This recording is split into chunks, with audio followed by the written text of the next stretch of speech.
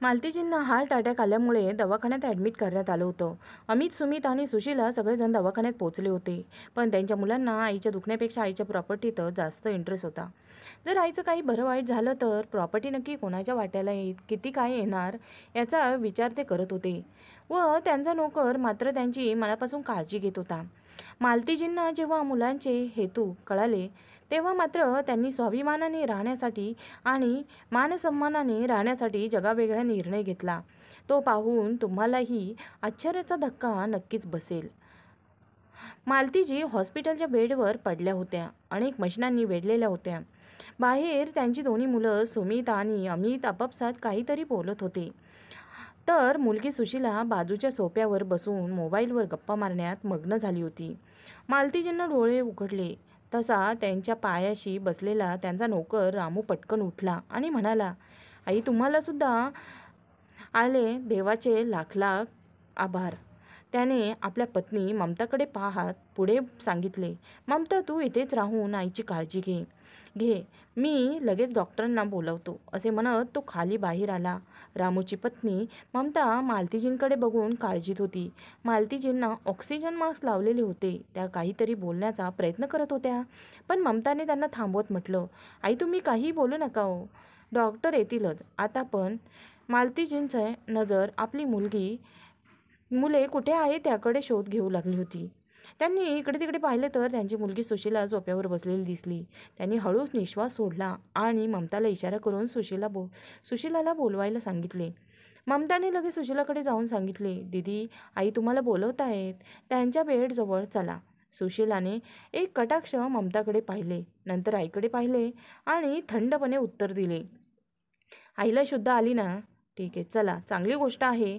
पण मी आता फोनवर बोलते, नंतर येईल, तू जा. तोपर्यंत डॉक्टरांना बोलवून आण. सुशीलाचे उत्तर ऐकून मालतीजींच्या मनाला फार वाईट वाटले. त्या काही बोलू शकल्या नाहीत, पण डोळ्यातून आलेले अश्रूही रोखू शकल्या नाहीत. सुशीलाकडे इतकाही वेळ नाही की ती 2 क्षण माझ्या सोबत बसेल असा विचार त्यांच्या मनात आला होता. ममता मालतीजींच्या मनातील वेदना ओळखत होती. ती त्यांच्याजवळ बसली. तेवढ्यातच रामू डॉक्टरांना घेऊन आला. डॉक्टरांनी तपासणी करून सिस्टरला काळजी घेण्यासाठी सूचना दिल्या आणि बाहेर गेले. तेवढ्यातच बाहेर उभे असलेले सुमित आणि अमित डॉक्टरांशी बोलू लागले. रामू मालतीजींच्या जवळ बसला आणि म्हणाला, आई तुम्ही काळजी करू नका. डॉक्टर म्हणाले की तुम्ही लवकर बऱ्या व्हाल. मालतीजींनी त्यांच्याकडे पाहून एक मंद हसू दिले, पण मनातून त्या पूर्णपणे समजून चुकल्या होत्या की आता माझ्या हातात फारसा वेळ उरलेला नाही. सुशीला उठून बाहेर निघून गेली. औषधांचा प्रभाव होताच मालतीजींना झोप येऊ लागली आणि त्या झोपून गेल्या. तेव्हा रामूने आपल्या पत्नी ममताला धीर देत म्हटले, ममता तू घरी जा, आईसाठी हलका फुलका नाश्ता करून आण, सूपही घेऊन ये, मी इथेच आहे. मालतीजी झोपेत असल्यामुळे ममता घरी गेल्यानंतर रामूही चहा प्यायला बाहेर गेला. काही वेळाने सुमित, अमित आणि त्यांची बहीण सुशीला मालतीजींच्या खोलीत आले आणि आपापसात बोलू लागले. ते बोलत असताना डॉक्टर पुन्हा खोलीत आले आणि म्हणाले, सुमित तुमच्या आईच्या तब्येतीत सुधारणा नाही हा. त्यांना दुसऱ्यांदा हृदयविकाराचा झटका पण आला आहे आणि त्यांची परिस्थिती ही अत्यंत नाजूक आहे. सुमितने विचारले, हे आम्हालाही माहीत आहे डॉक्टर साहेब, पण आम्हाला हे सांगा की त्यांना अजून किती दिवस इथे ठेवावे लागेल? त्यावर अमितही बोलला, हो डॉक्टर, आम्ही कित्येक दिवस इथे अडकलो आहोत. डॉक्टर म्हणाले, आता सांगता येणार नाही की अजून किती दिवस लागतील, पण आम्ही उपचार करत आहोत, तुम्ही चिंता करू नका. एवढे सांगून डॉक्टर खोलीबाहेर गेले. डॉक्टर आणि मुलांच्या आवाजाने मालतीजींची झोपमोड झाली, पण त्या डोळे मिटूनच पडून राहिल्या होत्या. सुमित आणि अमित पुन्हा बोलू लागले, भाऊ ही काय नवीन समस्या निर्माण झाली आहे? अजून किती दिवस आम्हाला इथे वेळ वाया घालवावं लागणार? अमितने वैतागून विचारले. सुमित म्हणाला, मी तरी काय करू? डॉक्टर म्हणाले ना, अजून काही निश्चित सांगता येत नाही. अमित थोड्या कठोर सुरात म्हणाला, 3 दिवस झाले इथे बसून आमच्याही काही जबाबदाऱ्या आहेत ना. माझी बायको तर सतत फोन करून विचारते की लवकर काम संपवून परत कधी येणार. सुमितने चिंतेने सांगितले, हो ना, आणि त्याहून मोठी गोष्ट म्हणजे आम्ही अजून आईशी या महत्त्वाच्या विषयावर तर बोललोही नाही. हे एकदा सुशीलाने सांगितले. भाऊ मी म्हणते आईला सुद्धा आपल्या आल्यावरच विचारूया की तिने तिच्या इच्छापत्रात नेमकं काय लिहून ठेवलं आहे. सुमित थोडा हसत म्हणाला, मला वाटतं आईने सगळ्यांना समान वाटा दिला असेल. आपल्या मुलांच्या तोंडून हे ऐकून मालतीजींचे काळीज पिळवटून गेले. किती सुंदर कुटुंब होते माझे. मुलांसोबत हसत खेळत आयुष्य घालवत होते. पण पतीच्या अचानक जाण्यानंतर सगळं बदललं. सुमित, अमित आणि सुशीला लहान होते. त्यांना एकट्याने वाढवणं किती कठीण होतं हे एक आई म्हणून त्यांनीच अनुभवलं. म्हणूनच त्यांनी नोकरी करायला सुरुवात केली. हळूहळू घराची परिस्थिती सुधारली. मुलांना उत्तम आर्थिक शिक्षण दिलं आणि त्यांना स्वावलंबी बनवलं. त्यांच्या लग्नाची जबाबदारी पार पाडली. पण शेवटी त्यांच्याच घरात त्या एकट्या पडल्या. मुलं वेगवेगळ्या शहरात स्थायिक झाले. पण सणासुदीला ते घरी येत. पण मालतीजी त्यांना पाहण्यासाठी असुसून राहायच्या. मात्र त्यांना याचा काहीच फरक पडत नव्हता. रामू हा मालतीजींच्या घरी काम करणाऱ्या कांताबाईचा मुलगा होता. कांताबाई सोबतच तिचा मुलगा रामूही मालतीजींच्या घरी काम करत होता. पण मालतीजींनी त्याला कधीच परक्या मुलासारखं पाहिलं नाही. त्यांनी आपल्या मुलासारखंच प्रेम दिलं आणि म्हणूनच रामूही त्यांना आईप्रमाणे मानायचा. तो आणि त्याची पत्नी ममता नेहमीच मालतीजीसोबत राहून त्यांची काळजी घ्यायचे. दोघांनी अगदी सख्ख्या मुलगा आणि मुले सुनेसारखी जबाबदारी पार पाडली होती. मालतीजींना तर कधी कधी असं वाटायचं की रामू त्यांच्या रक्ताच्या नात्यांपेक्षा जास्त जवळचा आहे. पण आज आपल्या मुलांच्या तोंडून त्या शब्दांनी त्यांना खोलवर दुःख दिलं होतं. त्यांना आता घृणा वाटत होती. माझ्या मुलांना माझ्यापेक्षा माझ्या इच्छापत्राची जास्त चिंता आहे. हा विचार त्यांच्या मनात उमटतच होता. त्यांच्या डोळ्यातून अश्रूही वाहू लागले. तेवढ्यातच ममता घरून जेवण घेऊन आली. रामूने नर्सकडून परवानगी घेऊन हळूच मालतीजींना उठवले आणि प्रेमाने म्हणाला, आई उठा, काहीतरी खाऊन घ्या, नाही तर तब्येत अजून बिघडेल. रामूच्या आवाजाने मालतीजी भानावर आल्या. त्यांनी डोळे उघडले तर रामू त्यांच्या पायाजवळ बसलेला दिसला आणि ममता जेवण घेऊन उभी होती. त्यांनी खोलीभर नजर फिरवली, पण तिथे नर्स आणि रामू, ममता सोडून कोणीच नव्हतं. मुलं कदाचित निघून गेली असतील. त्यांनी मनातच विचार केला. रामू त्यांच्या मनातला विचार ओळखून म्हणाला, आई तुम्ही भाऊ आणि दीदींना शोधताय ना? ते तिघंही बाहेर जेवायला गेलेत. थोड्या वेळात येतीलच. तोपर्यंत तुम्ही थोडंसं खाऊन घ्या. मालतीजी ममताच्या मदतीने उठल्या आणि मांस बाजूला करून हळूच म्हणाल्या, मला काही खायचं नाहीये. तुम्ही दोघेही खाऊन घ्या. रामू थोडा हट्टी होता. म्हणाला, असं कसं? तुम्ही नाही खाणार तर आम्ही नाही खाणार. थोडं तरी खायला हवं, नाहीतर औषधही घेऊ शकणार नाहीत तेव्हा. ममता म्हणाली, हो आई, तुम्ही नाही खाल्लं तर आम्ही समजून घेऊ की तुम्ही आम्हाला आपले मानतच नाहीत. हे ऐकताच मालतीजी काही बोलू शकल्याच नाहीत. ममताने हाताने तोडलेला एक घास तोंडात टाकला आणि मग मालतीजींनी थोडंसं खाल्लं. जेवण झाल्यावर रामू आणि ममताने सांगितलं, आई आता तुम्ही आराम करा. काही लागलं तर हाक मारा, आम्ही बाहेरच आहोत. मालतीजींनी मान हलवली आणि औषध घेऊन पुन्हा झोपल्या. 2 दिवस अशीच निघून गेली. पण मालतीजींच्या तब्येतीत काहीही सुधारणा झाली नाही. त्या दिवशी सकाळी त्यांनी खूप कष्टाने रामूला हाक मारली आणि म्हणाल्या, रामू आज संदीपजींना घेऊन ये, मला त्यांच्याशी बोलायचं आहे. रामूने तत्काळ उत्तर दिलं, हो आई, तुम्ही फक्त आराम करा, मी लगेच येतो. आणि तो खोलीबाहेर गेला. तेव्हा जमीत म्हणाला, चला भाऊ, आईला भेटून येऊया. कालपासून आई काही बोलणं झालं नाही. सुमितही म्हणाला, हो आता चांगली वेळ आहे. मी रामूला औषध आणायला पाठवलं आहे, त्यामुळे आता कोणीही अडथळा नसेल. सुशीलानेही त्यांना दुजोरा दिला. होय, आपण आता आईशी बोलून घेऊ. तिघंही मालतीजींच्या खोलीत गेले. आई कशी आहे आता तब्येत?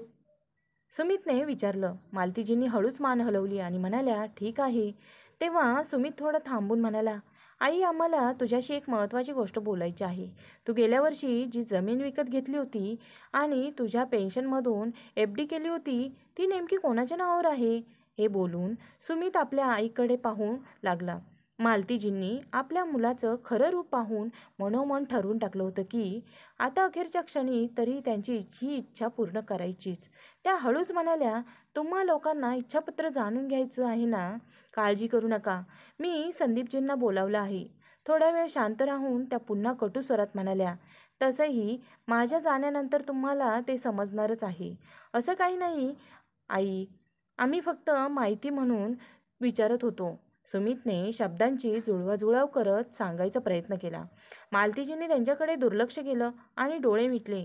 त्या आता काहीही सहन करू शकत नव्हत्या. चल आपण बाहेर जाऊया, आईला आराम करू द्या, सुशीलाने आपल्या भावांना खुणावत म्हटलं. आणि ते तिघंही खोलीबाहेर निघून गेले. थोड्या वेळाने रामू संदीपजींना घेऊन आला आणि म्हणाला, आई संदीपजी आले आहेत, तुम्ही त्यांच्याशी बोलू शकता. आम्ही बाहेरच आहोत. संदीपजी, जे पेशाने वकील होते आणि मालतीजींच्या ओळखीचे होते, त्यांनी विचारलं, बोला ताई, काय म्हणायचं आहे होतं तुम्हाला? मालतीजींनी थोडे थांबून हळू आवाजात उत्तर दिलं, इच्छापत्र तयार करून घ्यायचं आहे. भाऊसाहेब दरम्यान बसलेले तिचे 3 मुलं कान देऊन ऐकत होते.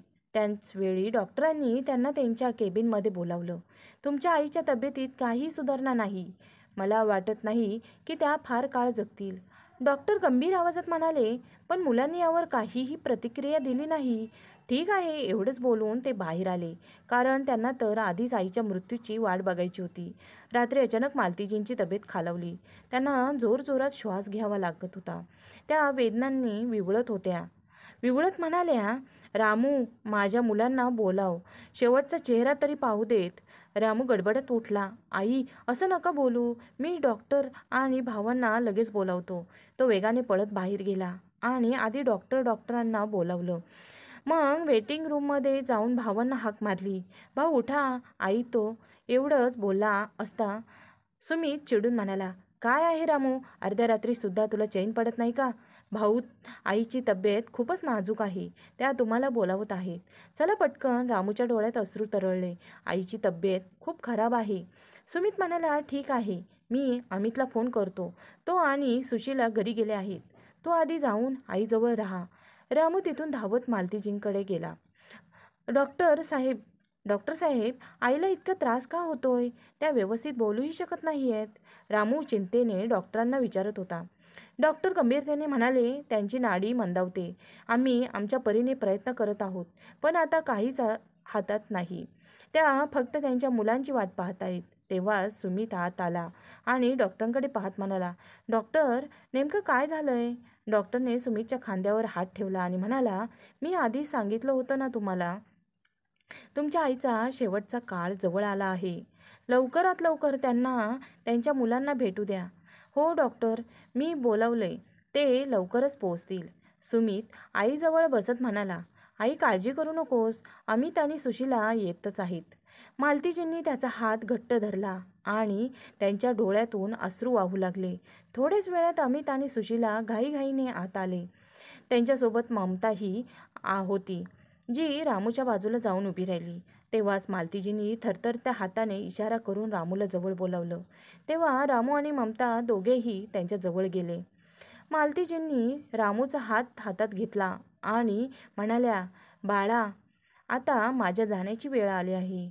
नेहमी आनंदी राहा माझ्या प्रिय मुलांनो. असे म्हणताच त्यांनी शेवटचा श्वास घेतला आणि त्यांचे डोळे कायमचे मिटले. आई, आई, रामू त्यांना हलवत रडू लागला. तेव्हाच डॉक्टर म्हणाले, तुमची आई आता या जगात नाही. आणि त्यांनी यंत्रे बंद करून खोलीबाहेर पावलं टाकली. भाऊ, आपल्याला आता आईला घरी घेऊन जावं लागेल आणि शेवटची विधी करावी लागेल. अमित सुमितला म्हणाला. ममता, पाहिलेस ना, आईसाहेब आपल्याला सोडून गेल्या, पण त्या असं कसं करू शकतात? आधी आमचे साहेब गेले आणि आता आईसाहेबही. रामू रडतच म्हणाला. तर ममता त्याला सावरू लागली. अमित, मी डॉक्टरांशी बोलून बिल क्लिअर करून येतो. मग आपण घरी घेऊन जाऊया, सुमित म्हणाला आणि बाहेर गेला. रामू, किती रडतो आहेस? त्या आमच्याही आई होत्या, सुशीला चिडून म्हणाली. आपल्या नवऱ्याला बातमी देण्यासाठी बाहेर गेली. रात्री सर्व नातेवाईकांना कळवण्यात आले आणि पहाटेपर्यंत सगळे घरी आले. सुशीलाचा नवरा आणि तिच्या भावजाईही आल्या होत्या. रामू मात्र सर्वांपासून दूर एका खांब्याला टेकून सुन्न उभा होता. त्याचे अश्रू थांबण्याचे नावच घेत नव्हते. दरम्यान त्याची पत्नी ममता पाहुण्यांना पाणी देत होती. बाळा, आता स्मशानभूमीला जाण्याची वेळ झाली आहे. चला विधी करूया, पुजारीजींनी सुमित आणि अमितला सांगितले. दोघेही पुढे सरसावले. तर मग मागून सुशीलाचा नवरा विकासही शरीर उचलण्यासाठी सज्ज झाला. चौथा खांदा कोण देणार? एका वयस्क माणसाने विचारले. तेव्हा ममताने आपल्या पती रामूचा हात धरून म्हटले, भाऊ, यांनाही आईसाहेबांना खांदा द्यायला द्या ना. सुमितनेही मान्य करत म्हटले, ठीक आहे, शेवटी तू त्यांना आईसाहेबच म्हणायचास, म्हणजेच हेही करू शकतोस. रामू पुढे आला तेव्हाच गेटवर संदीपजी हातात काही कागदपत्र घेऊन उभे होते. थांबा, सुमितने त्यांना नमस्कार करत विचारलं, काय झालं वकील साहेब? मालती वहिनींच्या मृत्यूचे आम्हालाही वाईट वाटले, पण मी ते एका महत्त्वाची गोष्ट सांगायला आलो आहे, जी त्यांनीच आम्हाला सांगितली होती. संदीपजी म्हणाले, काय सांगितलं होतं आईने? अमितने उत्सुकतेने विचारले. तुमच्या आईने सांगितले होते की त्यांच्या अंतिम संस्कारापूर्वी मी हे मृत्यूपत्र तुम्हाला वाचून दाखवावं. संदीपजींनी हातातले कागद बाहेर काढले. मृत्यूपत्र हे ऐकता सुमित, अमित आणि सुशीला तिघांच्याही नजरा चमकल्या. सुशीलाच्या भावजयांनीही एकमेकींकडे पाहत हसू दिले. वाचा साहेब, सुशीला म्हणाली.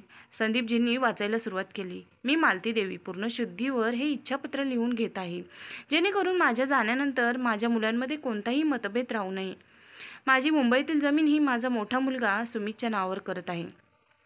मुंबईची जमीन सुमितची पत्नी आनंदाने म्हणाली, पण मग गप्प बसली. पुढे लिहिलं आहे की बँकेत असलेली 5 लाख रुपयांची एफडी अमितच्या नावावर आहे आणि माझे सर्व दागिने सुशीलाच्या नावावर आहेत. हे ऐकताच अमित आणि सुशीलाच्या चेहऱ्यावर समाधान दिसू लागले. ठीक आहे, पुढे काय लिहिलं आहे? सुमितने विचारले. संदीपजींनी पुढे वाचले की माझ्या राहत्या घराचा मालकी हक्क मी रामूच्या नावावर करत आहे.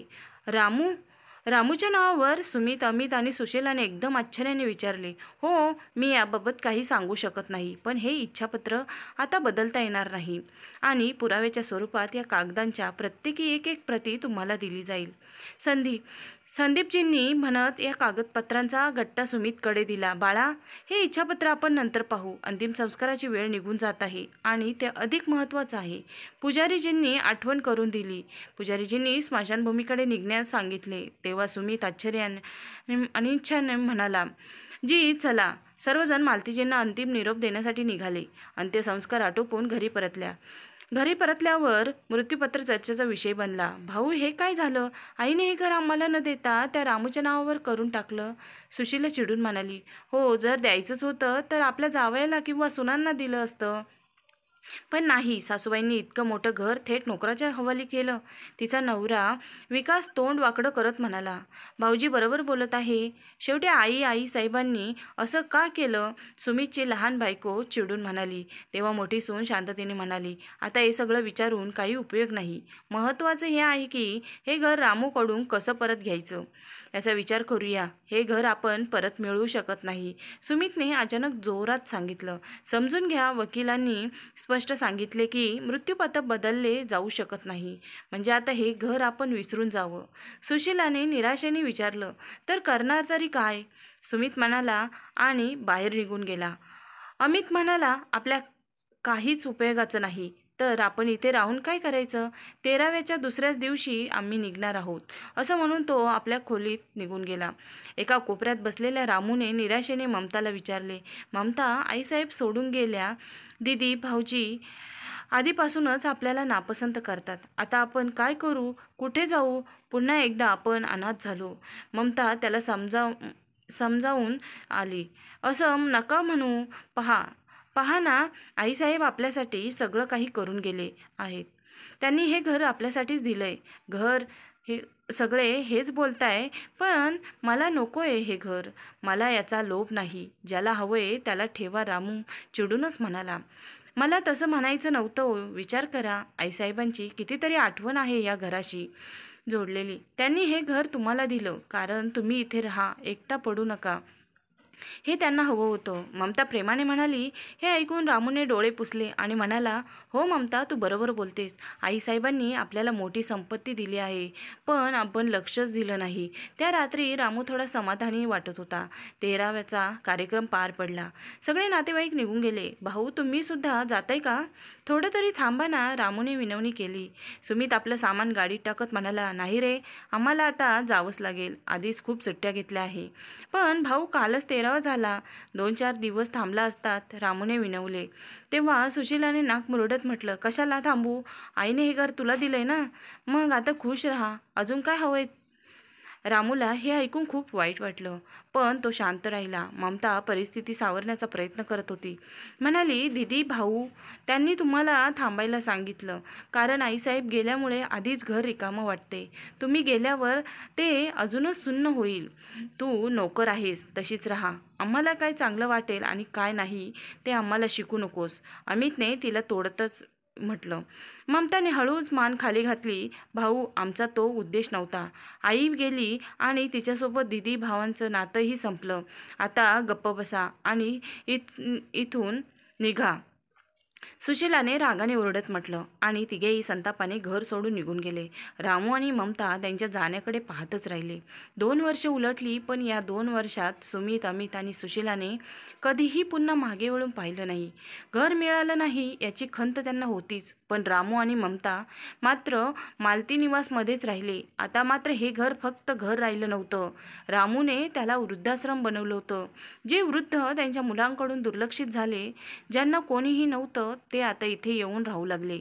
आज मालती निवास एक हक्काचं घर बनलं होतं. अनेकांसाठी हे पाहून कुठे कुठे तरी आईसाहेब म्हणजेच मालतीजींच्या आत्म्याला शांती मिळत असणार. ही कथा तुम्हाला कशी वाटली ते आम्हाला नक्की कळवा. जर कथा आवडली असेल तर कृपया लाईक करा, शेअर करा आणि आमच्या या चॅनलला सबस्क्राईब करायला विसरू नका. धन्यवाद.